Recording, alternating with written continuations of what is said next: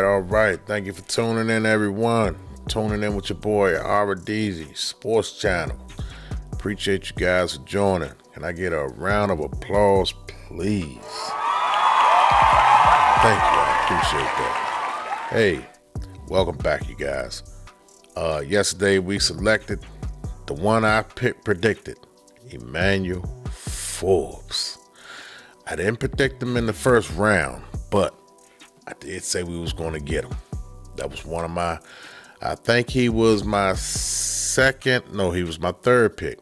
I slated us to pick him in the third round, but I think we do not have a third round. So I was kind of off on that one. I think I heard someone say we don't have a third round, but I'm not 100% clear about that.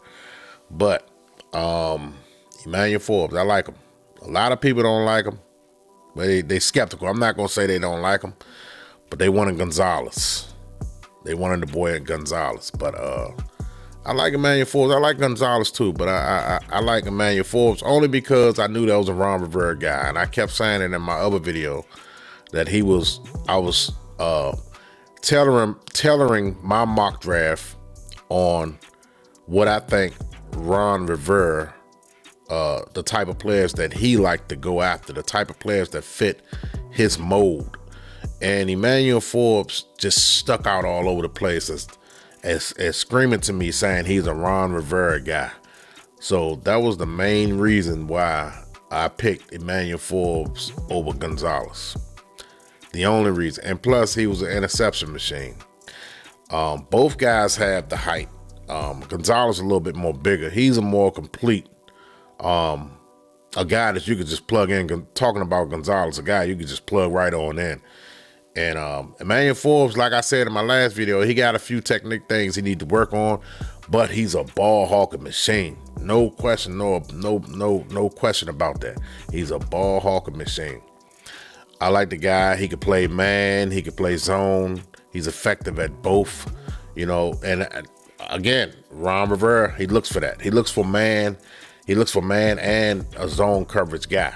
And this guy fit the bill. He could do both.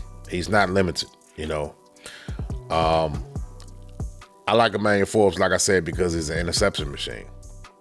Right off the bat, when you watch his tape, that's all you notice. The guy led the interceptions in SEC history.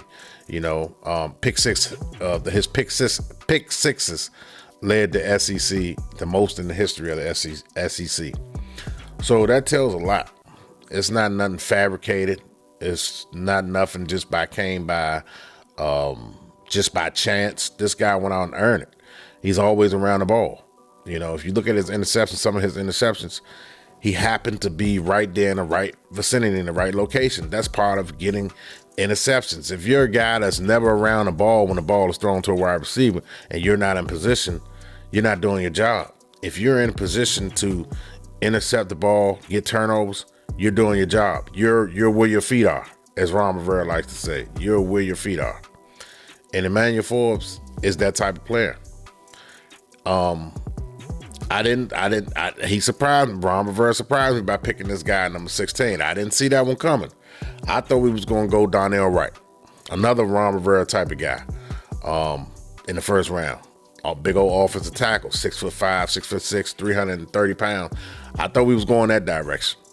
As some people said, we got offensive linemen during the free agency. No. You can never have too many offensive linemen. It's always good to add offensive linemen to your team.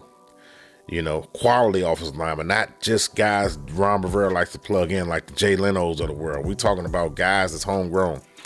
And like I said in my last video, Samuel Kazi is still a question mark. He still got once they move him inside or whatever the case may be, then we'll see what we got in him. He's still a question mark. He stay injured, and he hasn't been highly productive at that tackle position. So we'll see with him. But I thought we was going offensive tackle, to be honest with you. But Ron Rivera fooled me. Him and Martin Mayhew, they got me. I admit, you guys got me. But I'm still satisfied with Emmanuel Forbes. I just thought we was going to get him in the later round, like second round, if he was still there, second or third round. I'm happy with the pick. I know some of you guys saying this, saying that. I'm reading the comments. I'm looking at everything. I'm hearing things, and a lot of you guys is not 100% on board. But you guys, you just watch and see. This guy's going to be good, man. And trust me, this guy's going to be good. He's got length. He's a little bit undersized. Everybody's harping on his size. You know, they when they interviewed him, they kept asking about his size. And like he said, that never stopped me from playing the way I play, my style of play. The Commanders didn't have a problem with it. That's why they drafted me. I like that answer right there. If other NFL teams, especially the team that draft you, didn't have a problem with your size, stop asking a man about his size. Obviously, they're professionals. They know what they're watching. We're on the outside looking in. You know what I'm saying? We're the spectators. You know, we're not seeing them. We're not paying attention to detail when he's out there playing on the field, you know, and seeing him in practice, seeing how he responds with tackling bigger people that's bigger than him. He's been doing that, obviously, in the SEC. That's like a step down from the NFL. You know what I'm saying? The SEC is one of the toughest conferences that you could play in. It's very NFL ready. So to say this guy is undersized, no, he could put on some weight. He could put on about 20 more muscle pounds, muscle mass, you know, and that'll put him at 186. You don't want to take away from his speed. You give him too much weight, it'll take away from his speed. The guy runs a 4.3. How big do you want him to get? You know, do you want your cornerbacks out there making hard Sean Taylor type tackles anyway against those tight ends and running backs? You know, Deion Sanders made a living off of shedding tackles, you know, shedding would-be tackles on the opposing team's offensive player, especially when they was bigger than him. You know, his job, he was mainly paid to cover, shut down the opposing team's best wide receivers and get interceptions and run back punt returns. This guy was not to be Mike Singletary or Sean Taylor. You know what I'm saying? And that's the way I'm looking at Emmanuel Forbes. He's okay.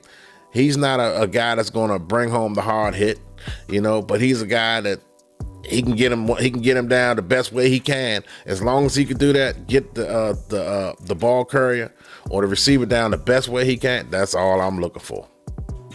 That's all I'm looking for. Anything else, you can throw it away. As long as this guy getting interceptions and shutting down the opposing team's wide receiver, that's all I'm good with. I don't care about none of that other stuff. We can work on those intangibles. But anyway, I just want to make a quick video. You guys, thanks again for watching and tuning in. I appreciate you guys. Catch me on another one. Peace.